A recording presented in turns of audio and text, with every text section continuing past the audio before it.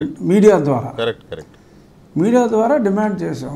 సరే నేను నా హత్యా ప్రయత్నం అవన్నీ పచ్చి నిజాలు, దానికి ఏదో ఎఫ్ఐఆర్ అయింది, ఆ కేసును కూడా ముందు తొందరగా సిట్ చేయండి, పరిష్కరించాలి అని చెప్పి నేను ముఖ్యమంత్రి గారిని అభ్యర్థించడం, ఈరోజు కూడా అభ్యర్థించాలి స్పీడప్ చేయాలని.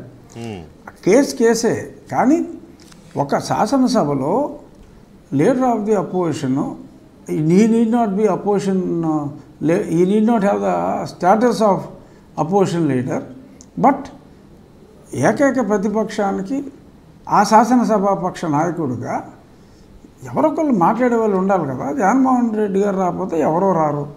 అరే అసలు ఈ ఒక్క ప్రతిపక్షం కూడా అసలు మాట్లాడటానికి లేకుండా ఆ సభలాగా ఉండదు, అంటే చర్చ ఉండదు, పొగడ్తలే ఉంటాయి.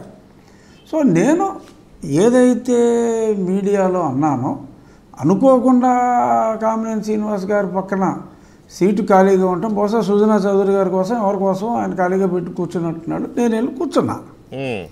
సో అక్కడ ఆయన రావటం, సో అప్పుడు నేను ఏదైతే మరి మీడియాలో అన్నిసార్లు చెప్తున్నానో అదే మాట నేను చెప్పాలని, సరే వింటే ఆయన వింటాడు, వినకపోతే ఏముంది, బట్ నేను మీడియాలో ఏదైతే చెప్పానో అదే మాట ఆయనకు కూడా చెప్పడం నా బాధ్యత ఒక ఎమ్మెల్యేగా అని నాకు అనిపించి నేను ఆయనతో మాట్లాడటం జరిగింది.